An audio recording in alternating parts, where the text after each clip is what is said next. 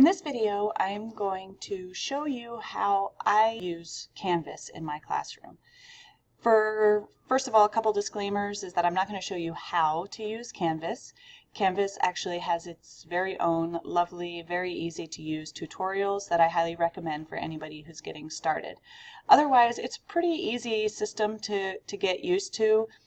So just playing around with it can go a long way with getting used to it and getting started. So what I really wanted to show you is how I use it in blending my classroom. And at the very minimum, even if you're really not quite sure about blending, you're not going to make videos, you're not going to start flipping or doing anything crazy like that, Canvas is an amazing tool for organization. I've really found that it's much easier, much more user-friendly, and much more intuitive than PowerSchool. We know PowerSchool is great for its own reasons. For organizing class content, Canvas is definitely the way to go. So I'm going to just pull up a couple things that I've done in my class. By all means, this is not the be-all, end-all of how to use Canvas. There are many teachers out there doing some amazing things with Canvas. This is just what I found to be useful, and I probably will change some things this year. Last year was our first year, and so I've learned a lot, and I probably will end up changing some things, but here's some things that I really liked about Canvas. So one thing, first of all, that I did was organize my homepage in such a way that the students just have a few options.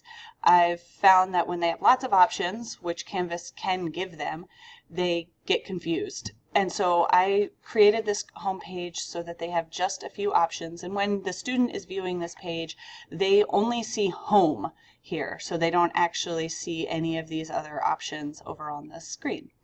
So I have couple places for them to go that is important for my class, and one of it is to go to the current unit, and this is where I have the page linked to the modules.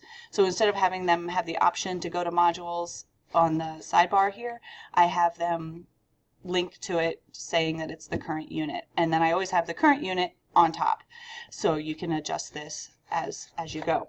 So this is how I create, or how I organize my units, and since Canvas calls them modules, I call them modules. I always start with an introductory assignment.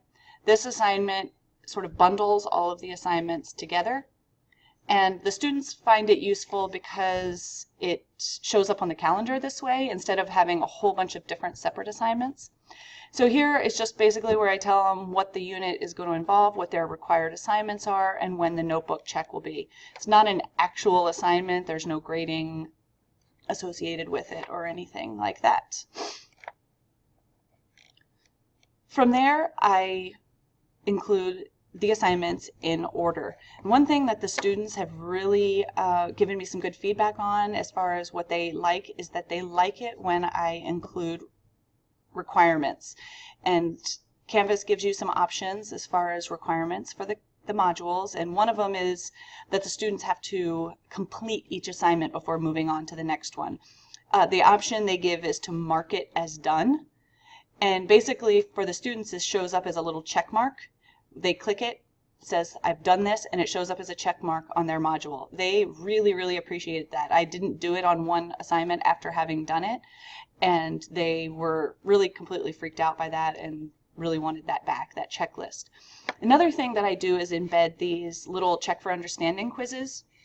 They're just short little 5-point questions to have them sort of check themselves before they move on. I do include a requirement that they have to score at least a certain point value. Here in this case it was 3 out of 5, and if not, they're supposed to come and talk to me and do a little review session. So it gives them a chance to, like I said, check their own understanding. If they didn't get something, they come and talk to me, we go back over some misconceptions, and then they have a chance to take it again, and then they can move on. A lot of these are not actual assignments per se in Canvas. The students don't necessarily do something in Canvas. So for example, this is video notes in lecture, where the students watch the video and take notes in their composition book. This next one is a practice sheet where I have a Google document linked, but they're actually answering their questions in their science notebook. This one is kind of a lab assignment.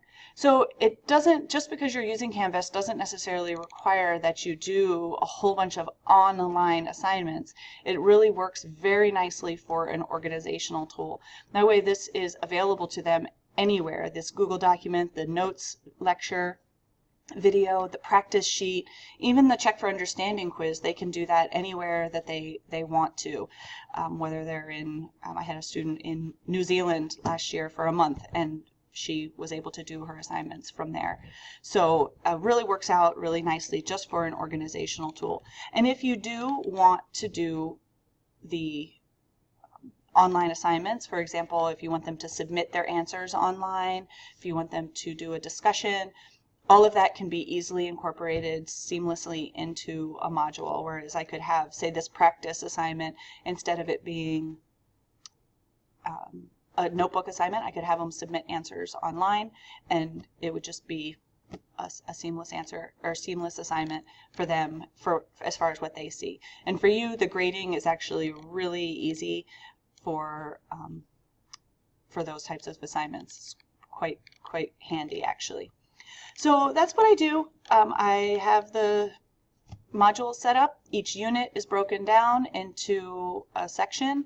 I have them separated out. Some are shorter and some are longer than others.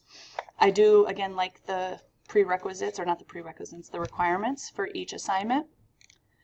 And the students are able to access this wherever they want. So I highly recommend you check out the tutorials, mess around in Canvas a little bit.